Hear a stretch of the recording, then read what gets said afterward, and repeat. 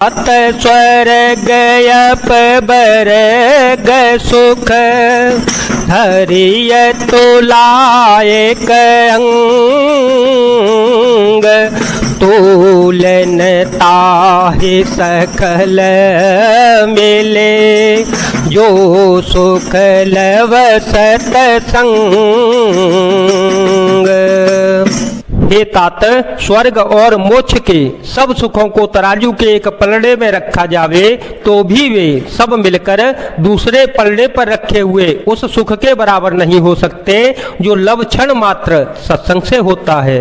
प्रभु से नगर की जय सब काजा हृदय राखे कौशलपुर राजा गरल सुधारे पुकरहि मिताए गोपद सिंधु वनल शीतलाए गरुड़ सुमेरु रेणु समताहि गरुड़ सुमेरु रेणु समताहि राम कृपा करे चितवा जाहि अति लघु रूप धरे ओ हनुमाना अति लघु रूप धरे ओ हनुमाना बैठा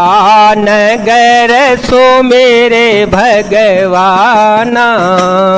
अयोध्यापुरी के राजा श्री रघुनाथ जी को हृदय में रखे हुए नगर में प्रवेश करके सब काम कीजिए, उसके लिए विश्व समृत हो जाता है, शत्रु मित्रता करने लगते हैं और समुद्र गाय के खुर के बराबर हो जाता है, अग्नि में शीतलता आ जाती है और हे गरुण जी सुमेरु पर्वत उसके लिए रज के समान हो जाता है। जिसे श्री रामचंद्र जी ने एक बार कृपा करके देख लिया तब श्री हनुमान जी ने बहुत ही छोटा रूप धारण किया और भगवान का स्मरण करके नगर में प्रवेश किया। मंदिर मंदिर प्रति करे शोधा मंदिर मंदिर प्रति करे शोधा देखे जहाँ तहाँ अगणित जोधा गयो दशानन मंदिर माही गयो दशानन मंदिर माही अति विचित्र कहे जात सुनाए शयन किए देखा कपिते मंदिर महो न दिखे बेदे भवन एक पुनि दीख सोहावा भवन एक पुनि दीख सोहावा हर मंदिर तह भेन बनावा। उन्होंने एक एक महल प्रत्येक महल की खोज की, यहाँ तहाँ असंख्य योद्धा देखे, फिर वे रावण के महल में गए। वह अत्यंत विचित्र था जिसका वर्णन नहीं हो सकता। श्री हनुमान जी ने उस रावण को शयन किए देखा परंतु महल में जानकी जी को नहीं देखा। फिर एक सुंदर महल दिखाई दिया, वहां उसमें भगवान का एक अलग ही मंदिर बना हुआ था। रामायोधयंकित ग्रह शोभावर न जाए नव तुलसी का वृंद देखी हरस कपिराए। वह महल श्री राम जी के आयुध धनुष बाण के चिन्हों से अंकित था, उसकी शोभा वर्णन नहीं की जा सकती। वहां नवीन नवीन तुलसी के वृक्ष समूहों को देखकर कपिराज श्री हनुमान जी हर्षित हो गए।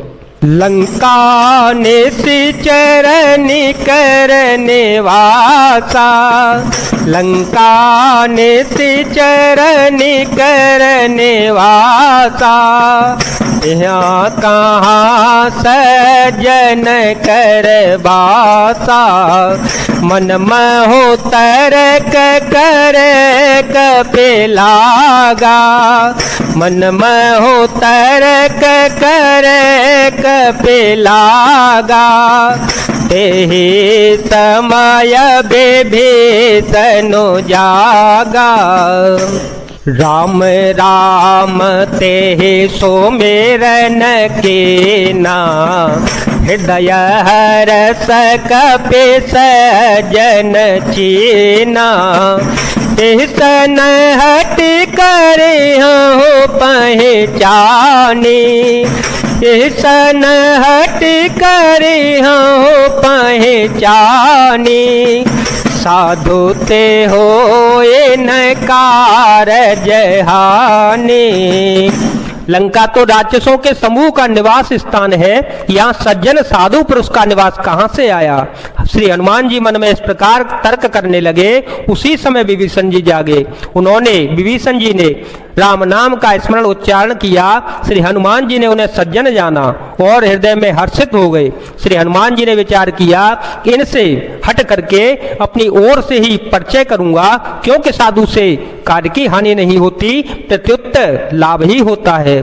विप्र रूप धरि वचन सुनाए, विप्र रूप धरि वचन सुनाए, सुनत विभीषण उठे तह आए, कर प्रणाम पूछी कुशलाई, कर प्रणाम पूछी कुशलाई, विप्र कहु निज कथा बुझाए, कि तुम हरिदास हम कोई, कि तुम हरिदास हम कोई, मोरे हृदय प्रीत अति होए, कि तुम राम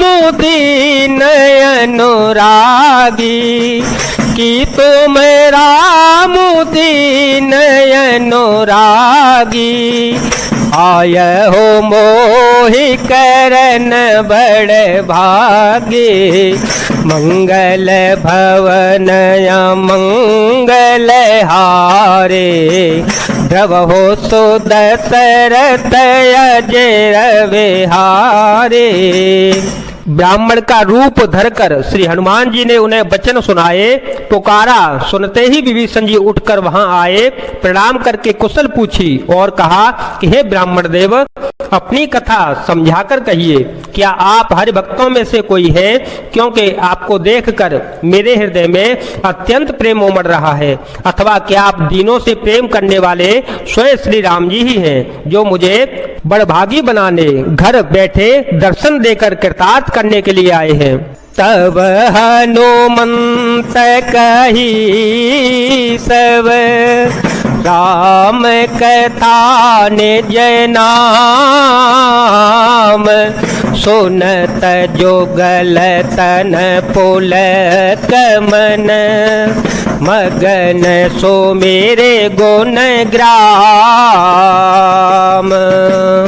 तब श्री हनुमान जी ने श्री रामचंद्र जी की सारी कथा कहकर अपना नाम बताया।